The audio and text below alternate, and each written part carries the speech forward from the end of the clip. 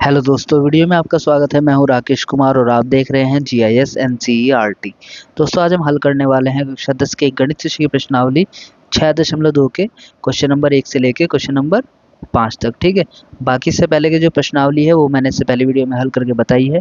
अगर अभी तक आपने वह वीडियो नहीं देखी है तो ऊपर आई बटन पर आपको उस वीडियो का लिंक मिल जाएगा, आप लिंक पर क्लिक करके उस वीडियो को देख सकते हैं। ठीक है, तो चलिए फिलहाल आज की वीडियो को शुरू करते हैं।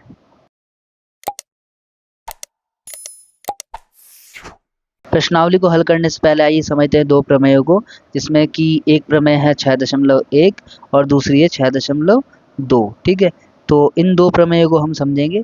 इन प्रमेयों को समझने के बाद ये प्रश्नावली हमें बहुत ही आसान लगेगी। ठीक है, ये देखिए, ये है प्रमेय 6.1 और इसमें कहा गया है, यदि किसी त्रिभुज की एक भुजा के समांतर अन्य दो भुजाओं को भिन्न भिन्न बिंदुओं पर प्रतिच्छेद करने के लिए एक रेखा खींची जाए तो ये अन्य दो भुजाएं एक ही अनुपात में विभाजित हो जाती है। यहाँ पर ये कहा गया है कि कोई भी त्रिभुज है एक, ठीक है, उसके एक भुजा के समांतर, मान लो एक भुजा ये है बीसी, बीसी के समांतर एक भुजा और खींची हमने, मान लो कोई भी खींची, और वो दो बिंदु पे ऐसे कट कर रही है, भिन्न भिन्न बिंदुओं पर प्रतिच्छेद कर रही है। तो ये जो अन्य दो भुजाएं हैं ये क्या करेंगी आपस में, ये दो भुजाएं एक ही अनुपात में विभाजित हो जाएंगी। मतलब ये इस तरीके से विभाजित होगी, देखो ऐसे ये है ए डी बटे बी डी या डी बी, ए ई बटे ई सी, इस तरीके से ए डी बटे डी बी बराबर ए ई बटे ई सी।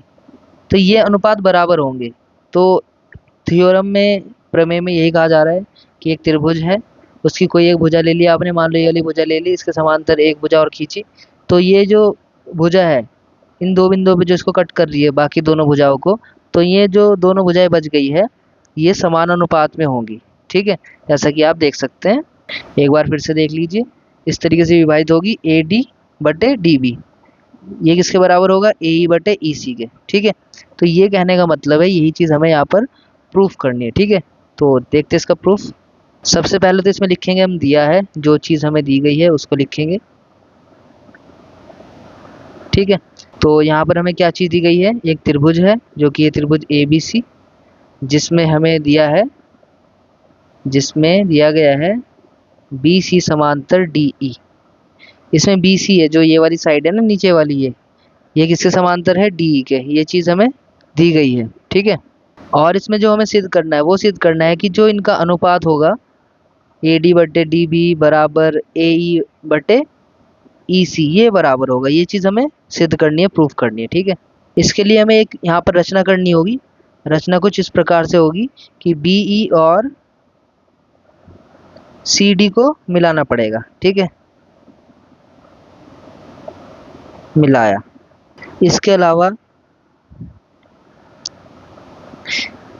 अलावा डी एम लम डाला हमने ए ई पर, ठीक है, और ई एन लम डाला हमने ए डी पर। ठीक है, यहाँ पर आकृति में देख के समझ सकते हैं हमने क्या किया है, बी ई और सी डी को मिलाया। देखो ये है बी, इनको मिला दिया, और ये है सी डी, इनको मिला दिया। और जो ए ई है, ए ई पर देखो हमने लम डाला है डी एम, ये लम डाल दे परपेंडिकुलर। इसी प्रकार से ए डी पर लम डाला है हमने ई एन। ठीक है, ये चीज़ हमने की है बस। ठीक, अब देखिए ये उपपत्ति यानी कि प्रूफ। उपपत्ति में क्या करेंगे हम, सबसे पहले एरिया ऑफ ए डी ई यानी कि त्रिभुज ए डी का क्षेत्रफल ज्ञात करेंगे, जो कि होगा हाफ गुणा आधार गुणा ऊंचाई। तो हाफ गुणा आधार क्या है, ए डी, गुणा ऊंचाई क्या है, ई एन। यहाँ पर आप देख सकते हैं आकृति में, ये देखिए, ये हो गया त्रिभुज ए डी ई।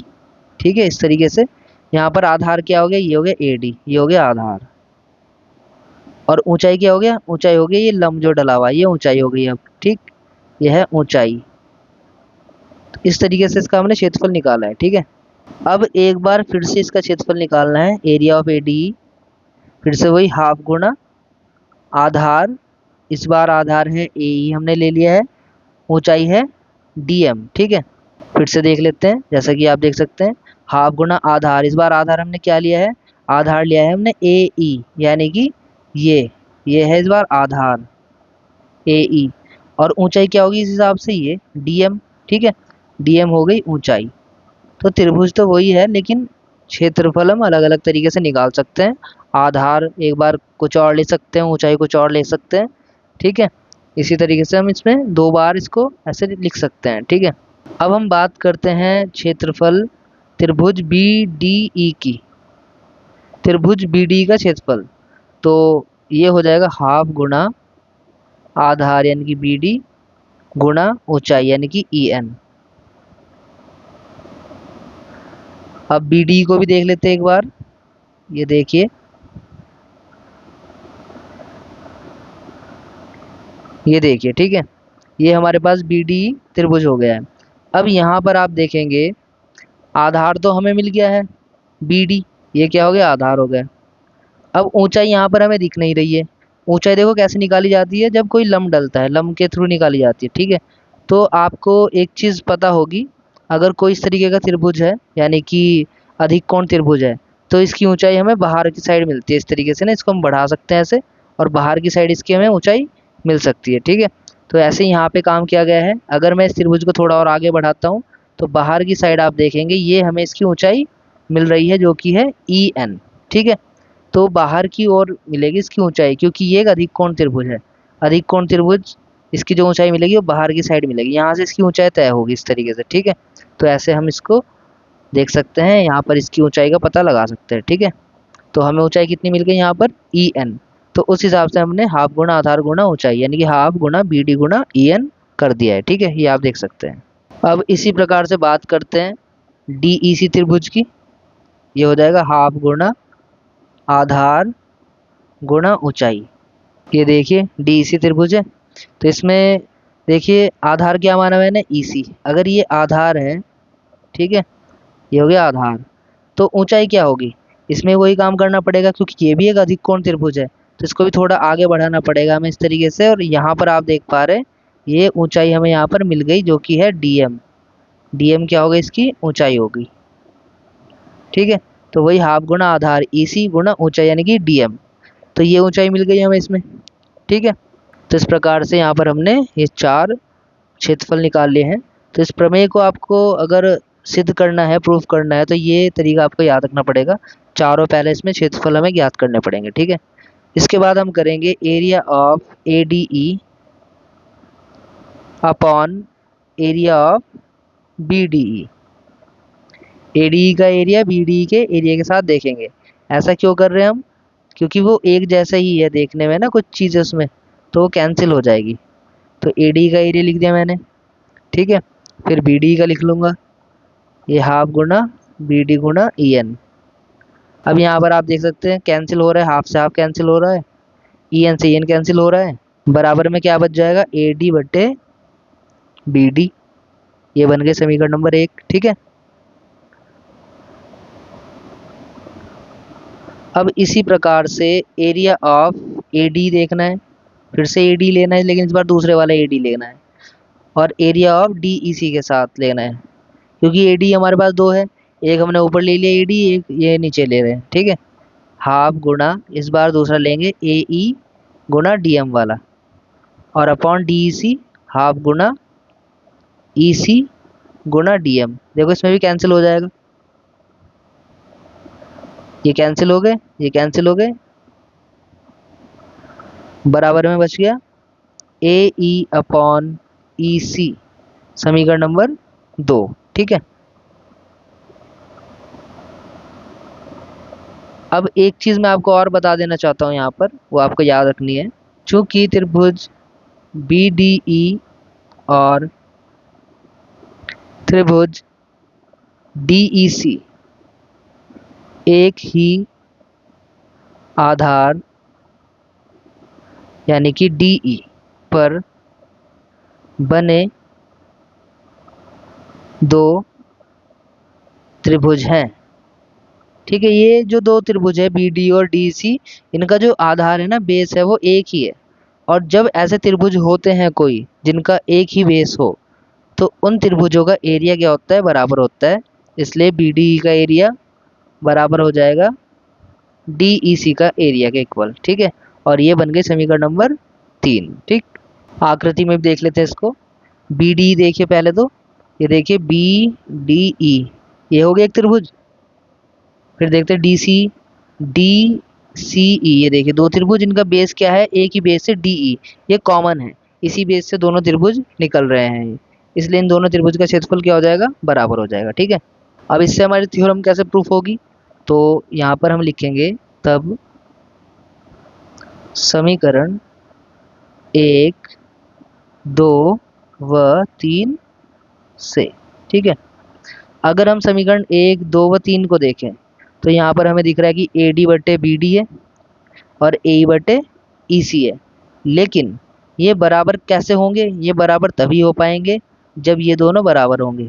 ठीक, आपको यहाँ पे दिख रहा होगा कि यहाँ पर है ए डी ई और यहाँ भी ए डी ई है, तो ठीक है, लेकिन यहाँ पर है बी डी ई और यहाँ है डी ई सी, तो ये नीचे वाली चीज़ दोनों की बराबर होनी चाहिए, तो ही ये वैल्यू भी आपस में क्या हो पाएंगी, बराबर हो पाएंगी। ठीक है, अब आप एक चीज़ देखिए, अगर यहाँ पर जो ये डी ई सी है और यहाँ पर डी सी है, तो डी सी किसके बराबर है, बी डी के, तो मैं यहाँ पर इसकी जगह पे बी डी भी लिख सकता हूँ, जैसे मैं यहाँ पे बी डी लिखूंगा तो ये इसके बराबर हो जाएगा, यानी कि ये दोनों वैल्यू भी आपस में क्या हो जाएंगी, बराबर हो जाएंगी। ठीक है, तो बस इसी वजह से जो समीकरण 1 है और ये 2 है आपस में बराबर हो जाएंगे। ठीक है, तो इसलिए मैं यहाँ पे लिख रहा हूँ ए डी बटे बी डी बराबर ए ई बटे ई सी। ठीक है, ये हो गया हमारा जो प्रमेय है, थ्योरम है, प्रूफ,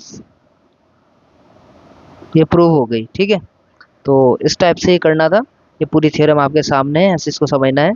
अब देखते इसकी अगली थ्योरम 6.2 को। ठीक है, अब देखिए यह प्रमेय 6.2, इसमें कहा गया है यदि एक रेखा किसी त्रिभुज की दो भुजाओं को एक ही अनुपात में विभाजित करे तो वह तीसरी भुजा के समांतर होती है।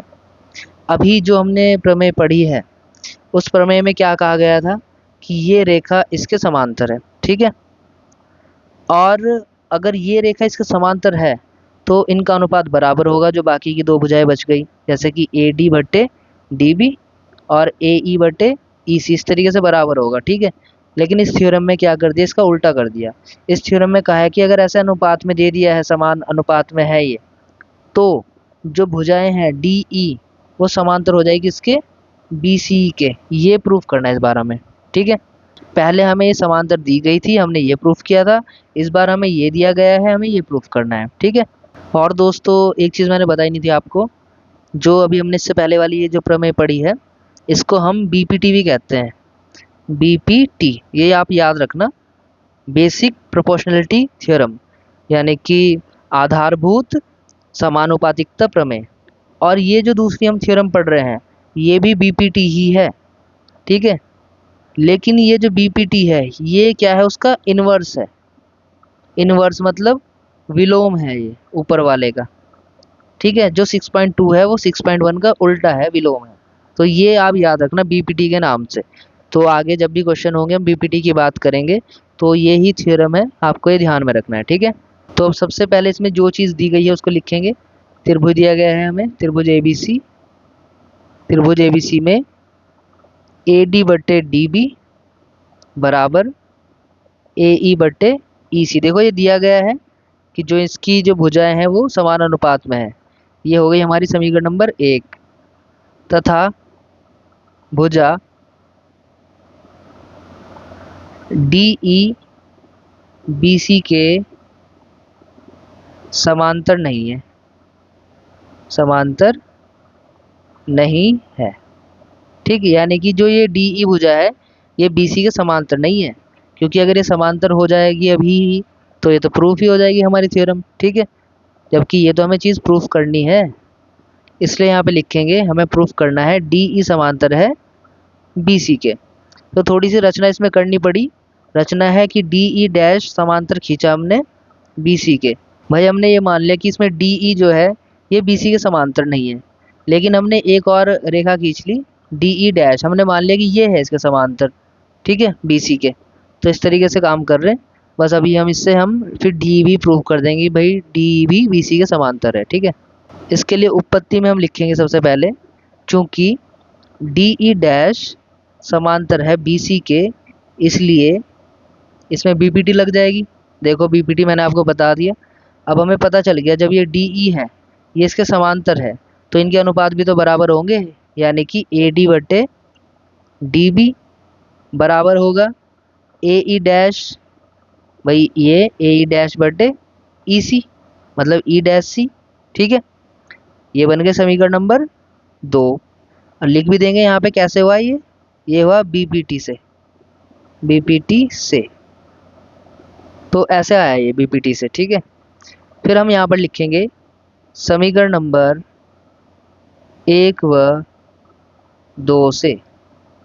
समीकरण 1 और 2 को आप देखिए, समीकरण 1 में भी ए डी बटे डी बी, ठीक है, और समीकरण 2 में भी ए डी बटे डी बी है। तो इसके बराबर वाली वैल्यू आपस में बराबर हो जाएगी, यानी कि ये जो ए ई बटे ई सी है ये बराबर हो जाएगी किसके, ए ई डैश बटे ई सी डैश के।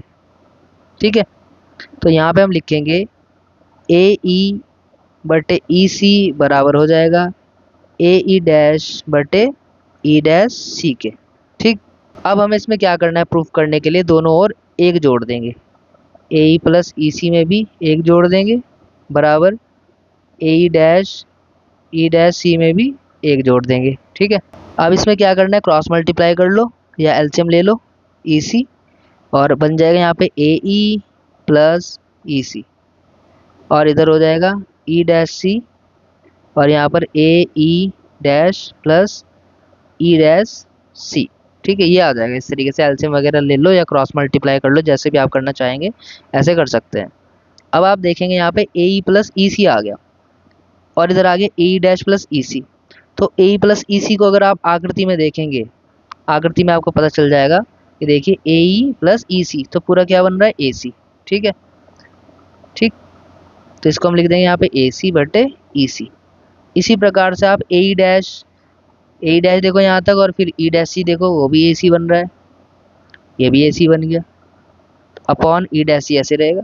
अब ये दोनों देखिए कट हो रहे हैं, इनको हमने काट दिया। अब जो वैल्यू बच जाएंगी वो बचेंगी ई सी बराबर ई डैश सी। ठीक, अब ये जो वैल्यू बची है ना ई सी बराबर ई डैश सी, ये बराबर क्यों दिख रही है, इसका मतलब क्या हुआ, इसका मतलब ये हुआ कि जो ई सी है और ई डैश सी है वो बराबर है, वो एक ही जगह पर है।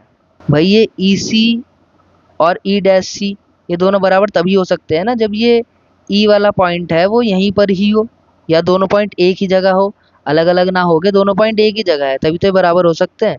तो इसका मतलब क्या हुआ कि ये जो ई डैश है ना वो वहाँ पर ना हो के यहीं पर है, यानी कि ये दोनों क्या है, समपाती है। ई डैश और ई अलग अलग ना हो के एक ही पॉइंट पे है, मान लो यहीं पे ही है दोनों, ई भी यहाँ पर है ई डैश भी यहाँ पर है। तो तभी ये चीज़ पॉसिबल है कि ई सी बराबर ई सी डैश तभी पॉसिबल है जब ये क्या हो, संपाती हो, एक ही बिंदु पर हो। ठीक है, तो वही मैं यहाँ पे लिख रहा हूँ, इससे स्पष्ट है कि ई व ई डैश संपाती है। ये क्या है, संपाती है। अर्थात भाई जब डी ई डैश समांतर हो रहा है बीसी के, तो डी ई भी समांतर होगा बीसी के, है ना। तो इस प्रकार से देखिए ये भी हमारा प्रूव हो गया। ठीक है, तो दोस्तों इस प्रकार से करने हैं। तो ये जो दो थियोरम है 6.2 के लिए बहुत इंपॉर्टेंट है, तो मैंने अभी बता दी है। अब इसकी हम प्रश्नावली हल करेंगे, वो आपको आसान रहेगी। ठीक है, तो चलिए इसकी प्रश्नावली को देखते हैं।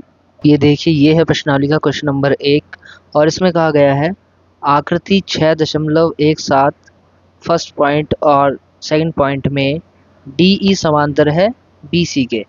यहाँ पर भी जो डी ई है बी सी समांतर है, और यहाँ पर भी डी ई और बी सी समांतर है, ये दोनों। ठीक है, तो ये समांतर है। तो फर्स्ट पॉइंट में ई सी ये हमें ज्ञात करना है, और सेकंड पॉइंट में ए डी ये हमें ज्ञात करना है। ठीक है, तो चलिए इसका आंसर देखते हैं। ये देखिए पहले क्वेश्चन का फर्स्ट पॉइंट है ये, यहाँ पर हमें दिया गया है चूँकि डी ई समांतर है बी सी के, ये इसके समांतर है। ठीक है, इसलिए ए डी बटे डी बी बराबर ए ई बटे ई सी। कौन सी थ्योरम है, बाय बीपीटी। बीपीटी थ्योरम यही तो कहती है कि अगर ये दोनों ऐसे समांतर है तो इन भुजाओं का अनुपात आपस में क्या हो जाएगा, बराबर हो जाएगा, इस तरीके से। ठीक है, अब ए डी कितना दिया गया है हमें, आप देख सकते हैं 1.5, ये लिख दिया मैंने। और जो डी बी है वो दिया गया है, आप देख सकते हैं 3, बराबर ए ई कितना दिया गया है 1, ई सी हमें ज्ञात करना है। ठीक है, अब हम एक काम कर सकते हैं यहाँ पर, ये पॉइंट हटाएंगे तो नीचे 0 बढ़ जाएगी, ठीक है। फिर 15 से 30 को डिवाइड कर देंगे हम, 15 एकम 15, 15 दूनी 30, तो ये आएगा 1/2 बराबर 1/EC, ठीक है। अब हमें निकालना है EC, तो इनकी क्रॉस मल्टीप्लाई कर लो, EC की मल्टीप्लाई 1 में कर लो और 2 की मल्टीप्लाई इधर 1 में, तो EC बराबर 2 सेंटीमीटर, ठीक है। ये आंसर आ गया इसका पहले वाले का। अब देखिए ये है इसका सेकंड पॉइंट में वही चीज़ दी गई है, DE समांतर है BC के, ठीक है, पैरेलल है दोनों, इसलिए इसमें भी BPT लग जाएगी। AD/DB बराबर AE/EC लिख देंगे बाय BPT से, ठीक है, हिंदी में लिख सकते हैं आप BPT से ऐसे करके, ठीक है। AD की वैल्यू कितनी है नहीं पता, AD हमें ज्ञात करना है। DB की वैल्यू दी गई है, आप देख सकते हैं यहाँ पर, ये 7.2 है, ये दी गई है। AD की वैल्यू कुछ नहीं थी, ये हमें ज्ञात करनी है, ठीक है। AE की वैल्यू है 1.8, EC की वैल्यू है 5.4, ठीक है। अब आप क्या कर सकते हैं, यहाँ पे देखो इनको डिवाइड कर सकते हैं, 18 3 54, 18 3 54, और इधर बच जाएगा हमारे पास AD/7.2 बराबर 1/3। अब इनकी क्रॉस मल्टीप्लाई कर दो, AD की मल्टीप्लाई 3 में कर देंगे तो 3 AD हो जाएगा, और 7.2 की 1 में करेंगे तो 7.2 ही रहेगा। हमें AD निकालना है, तो 3 आएगा इधर की साइड डिवाइड में, इसको डिवाइड कर लेना। डिवाइड करने में कितना आ जाएगा, 3 दूनी 6, 1 7, 3 चौक 12, 2.4, तो AD की वैल्यू आ जाएगी 2.4 सेंटीमीटर, ठीक है। तो ये इसका आंसर हो गया। अब देखते हैं इसका अगला क्वेश्चन। अब देखिए यह है प्रश्नावली का दूसरा क्वेश्चन, और इसमें कहा गया है किसी त्रिभुज PQR की भुजाओं PQ और PR पर क्रमशः बिंदु E और F स्थित हैं। निम्नलिखित में से प्रत्येक स्थिति के लिए बताइए कि क्या EF समांतर QR है, ठीक है। तो इस क्वेश्चन में हमें क्या करना है, एक त्रिभुज दे दिया है जिसका नाम है त्रिभुज PQR, और इसकी दो भुजाएं दे दी हैं PQ और PR। अब इन पर दो बिंदु है E और F, तो हमें बताना है इसकी स्थिति। इस तरीके से समझ सकते हैं इसको, ये देखिए यहाँ पे, ये मैंने एक त्रिभुज बना लिया है, इसका नाम है PQR। अब इस पे हमने एक रेखा खींची है और ये कट कर रहा है इसको E और F पर, ठीक। हमें बताना है कि प्रत्येक स्थिति के लिए बताना है हमें कि EF समांतर है QR के। अब EF देखो QR के तभी समांतर होगा जब PE/EQ और PF/FR होगा, इस तरीके की कंडीशन होगी। BPT के विलोम से ये क्या हो जाएंगे, समांतर प्रूफ हमें करने पड़ेंगे, ठीक है। तो चलिए इसका आंसर देखते हैं। अब देखिए ये फर्स्ट पॉइंट का सॉल्यूशन है। यहाँ पर देखिए EF और QR तभी समांतर होंगे जब इनका अनुपात PE/EQ और PF/FR बराबर होंगे BPT से, ठीक है। तो ये देख सकते हैं आप, मैंने यहाँ पे फिगर बना दी है इसकी, इसको देख करके हमें काफ़ी मदद मिल जाएगी, ठीक है। तो इसको मैं लिख लेता हूँ यहाँ पे, PE/EQ बराबर PF/FR, ये हो जाएगा बाय BPT, ठीक है। BPT से हमने ये लिख दिया। अब PE कितना दिया है देखिए क्वेश्चन के हिसाब से 3.9, और EQ कितना दिया है 3, और PF कितना दिया है 3.6, FR कितना दिया है 2.4, ठीक। अब इनको हम डिवाइड करेंगे, इसको डिवाइड करूंगा तो आएगा 1.3, ठीक है। इधर डिवाइड करूंगा, पॉइंट से पॉइंट कैंसिल हो जाएगा, इसको कर दूंगा मैं 6 से, 6 चौक 24, या 12 से कर देता हूँ, 12 से करना ज़्यादा सही रहेगा, 12 दूनी 24 और 12 तिया 36, 3/2। अब यहाँ पर पॉइंट हटाएंगे, नीचे 10 बन जाएगा ऐसे। अब ये जो वैल्यू आई है ये आ रही है हमारी 13/10 बराबर 3/2। क्या ये बराबर है, नहीं है, तो हम कह सकते हैं यहाँ पर, इसलिए EF QR के समांतर नहीं है, समांतर नहीं है, क्योंकि देखो समांतर तभी आता अगर ये जो वैल्यू आई है यहाँ पर ये बराबर होते, भुजाओं के अनुपात बराबर होते, तो BPT के विलोम से ये समांतर हो जाते, ठीक है। तो अब देखते इसका सेकंड पॉइंट। अब देखिए ये है सेकंड पॉइंट में भी यही काम करेंगे, PE/EQ बराबर PF/FR F R bye BPT से हमने ये कर दिया है। ठीक है, अब आप देखिए पी कितना है 4, ई क्यू कितना है 4.5, पी एफ कितना है 8, एफ आर कितना है 9। अब देखिए ये पॉइंट हटाऊंगा तो ऊपर जीरो बढ़ जाएगी। अब 5 से डिवाइड कर लेंगे ऊपर नीचे, 5 अठे 40, 5 नम 45। तो आप देख पा रहे हैं यहाँ पर ये बराबर हो गए। ठीक है, अब बराबर हो गए तो आप कह सकते हैं इसलिए ई एफ समांतर है क्यू आर के बीपीटी के विलोम से, यानी कि by converse converse of BPT. ठीक है, ये इसका आंसर हो गया। अब देखिए थर्ड पॉइंट, इसके अंदर आप देखेंगे ये थोड़ा अलग है ऊपर वालों से, क्योंकि ऊपर जो अभी हमने काम किया है वो पी बटे ई क्यू और पी एफ बटे एफ आर के तरीके से हमने किया है। लेकिन यहाँ पर आप देखेंगे आपको यहाँ पर पी ई तो मिल रहा है, लेकिन कहीं पर भी आपको इसके अंदर क्यू ई या ई क्यू नहीं मिल रहा है। ठीक है, और इसमें आपको एफ आर भी नहीं मिल रहा है। ठीक, पी एफ मिल रहा है इसके अंदर आपको। तो ये ऐसा कैसे हुआ, इसके अंदर ये चेंजेस क्यों आ रहे हैं, इसका भी रीज़न है। इसका रीज़न ये है, तो यहाँ पर जो अनुपात लिया गया है वो थोड़ा अलग तरीके से लिया गया है। वो कुछ इस प्रकार से है, जैसे कि ये है पी क्यू बटे पी ई, ऐसे ही पी आर बटे पी एफ, इस तरीके से अनुपात यहाँ पर लिया गया है। ठीक है, तो वही हम यहाँ पे करेंगे। लिख रहा हूँ मैं यहाँ पर पी क्यू बटे पी ई बराबर, ठीक है, पी आर बटे पी एफ है, ये भी बीपीटी ही, तो लिख देंगे इसको बाय बीपीटी से। ठीक है, तो आप ऐसे भी लिख सकते हैं पीई बटे ई क्यू, पी एफ बटे एफ आर, या फिर पीई बटे पी क्यू या पी एफ बटे पी आर, या फिर जिस तरीके से यहाँ पर दिया गया है पी क्यू बटे पीई और पी आर बटे पी एफ, ऐसे भी आप इसको कर सकते हैं। ठीक है, तो अब इसमें वैल्यू पुट करनी है। पी क्यू की वैल्यू है 1.28 और जो पीई की वैल्यू है वो है 0.18, बराबर जो पी आर की वैल्यू है वो है 2.56 और जो पी एफ की वैल्यू है वो है 0.36। ठीक है, अब इनको हम डिवाइड कर सकते हैं, पॉइंट से कैंसिल हो जाएगा। इसको 2 से डिवाइड कर लेंगे पहले, 2 में 18, 2 छिंग 12, 2 चक्के 8। ठीक है, तो ये हो गया 64/9। इसी तरीके से इधर देखेंगे, इसको भी 2 से डिवाइड कर लेंगे, पॉइंट से पॉइंट कैंसिल कर देंगे, 18 और ये हो गया 2 एकम 2, 2 दूनी 4, 2 अट्ठे 16। फिर 2 से डिवाइड कर लेंगे, 2 में 18, 2 छिंग 12, 2 चक्के 8, 64/9। ये भी बराबर आ गया अनुपात। इसलिए ई एफ समांतर है क्यू आर के बाय कन्वर्स ऑफ बीपीटी, यानी कि बीपीटी के विलोम से। ठीक है, ये इसका आंसर हो गया। ठीक, अब देखते हैं इसका अगला क्वेश्चन।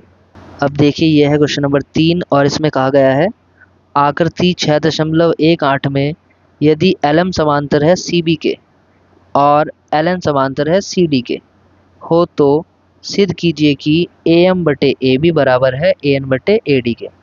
ये रही आकृति 6.18। इसमें दिया है कि जो एल एम है वो समांतर है सी बी के, यानी कि ये समांतर है सी बी के। ऐसे ही जो एल एन है वो समांतर है सी डी के।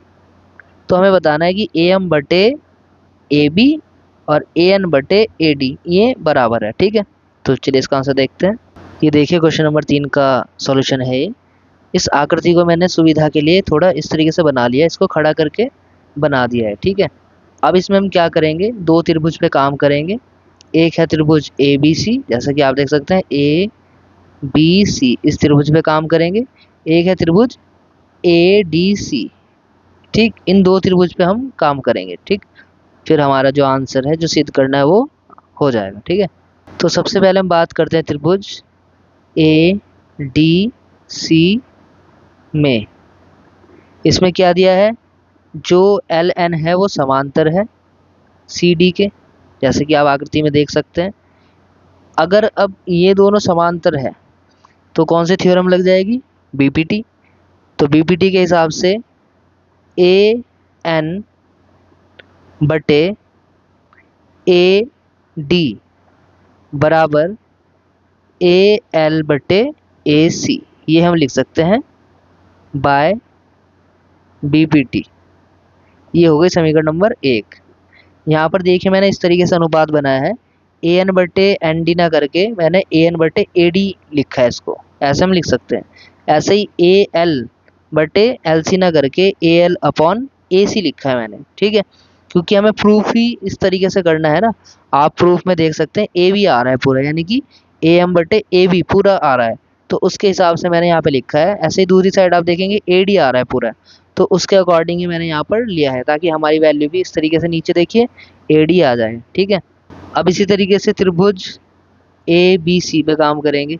इसमें दिया है LM समांतर CB।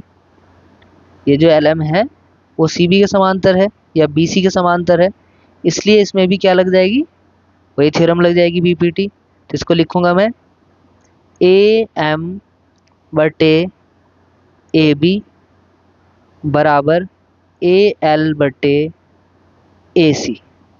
बाय BPT, समीकरण नंबर 2, ठीक है। अब आप देख सकते हैं समीकरण 2 और 1 को, इधर भी AL/AC है और नीचे इधर भी AL/AC है, तो इस तरीके से ये दोनों बराबर हो जाएंगे। AN/AD बराबर हो जाएगा AM/AB के। तो मैं लिख रहा हूँ यहाँ पे समीकरण 1 व 2 से, समीकरण 1 व 2 से AM/AB बराबर AN/AD, ठीक है। तो आप देख सकते हैं यही हमें प्रूफ करना था और वो हमने प्रूफ कर दिया यहाँ पर, ठीक है। देखते इसका अगला क्वेश्चन। अब देखिए ये है प्रश्नावली का क्वेश्चन नंबर 4 और इसमें कहा गया है आकृति 6.19, जैसे कि आप देख सकते हैं, में DE समांतर है AC के। जो यहाँ पर ये DE है ये समांतर है AC के, और जो DF है ये समांतर है AE के। सिद्ध कीजिए कि BF/FE और बराबर है ये BE/EC के, ठीक है। तो चलिए इसका आंसर देखते हैं। ये देखिए फोर्थ क्वेश्चन का सॉल्यूशन है। इसमें हम लिखेंगे सबसे पहले त्रिभुज BAC में DE समांतर है AC के।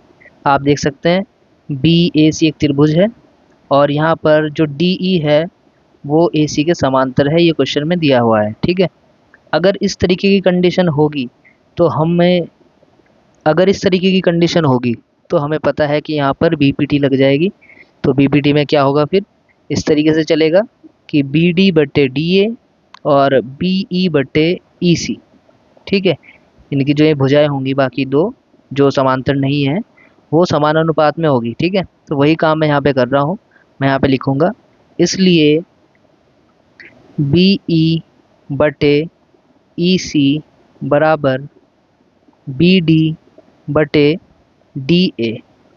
कैसे हुआ ये हो गया BPT से, लिखेंगे यहाँ पर बाय BPT या BPT से, समीकरण नंबर ये 1 बन गई, ठीक है।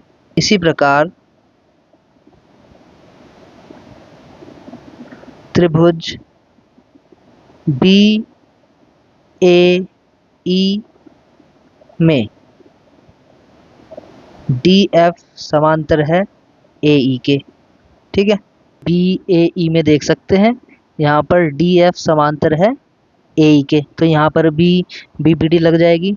तो किस तरीके से लगेगी यहाँ पर BF/FE और BD/DA, ठीक है। तो वही मैं यहाँ पे लिख रहा हूँ, इसलिए BF/FE बराबर है BD/DA के बाय BPT, ठीक है।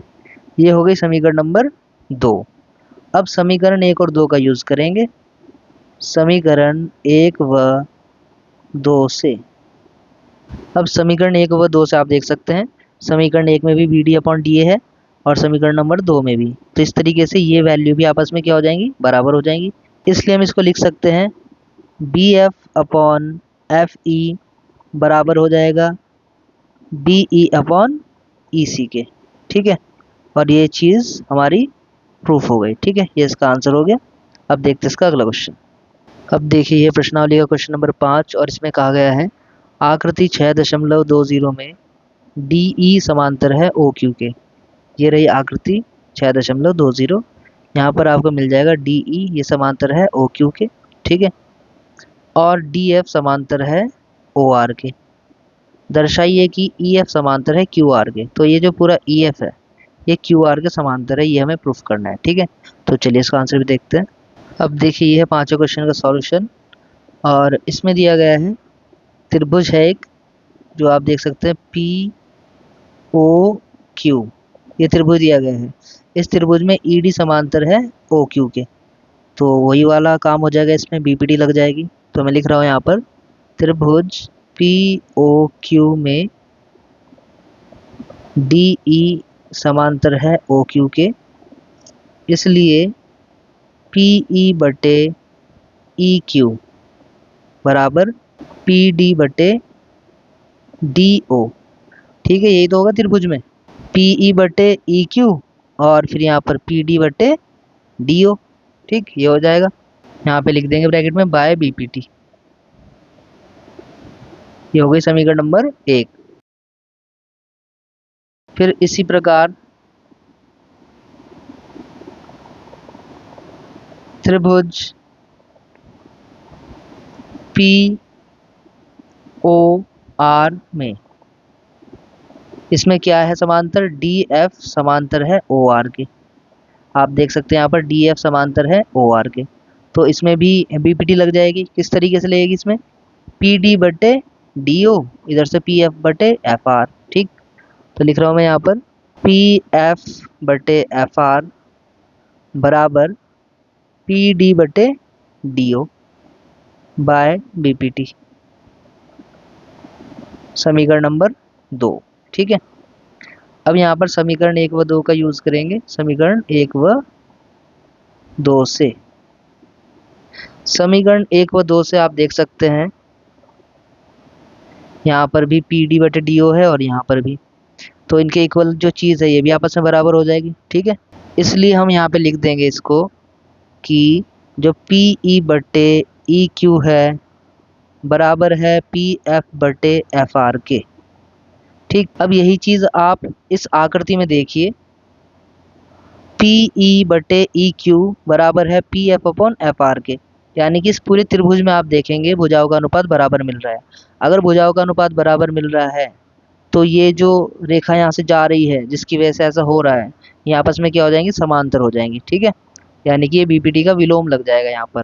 तो हम लिखेंगे यहाँ पर, इसलिए ई एफ समांतर हो जाएगा क्यू आर के, क्यों, ये हो जाएगा बीपीटी के विलोम से या कन्वर्स ऑफ बीपीटी, ये भी आप लिख सकते हैं, ठीक है।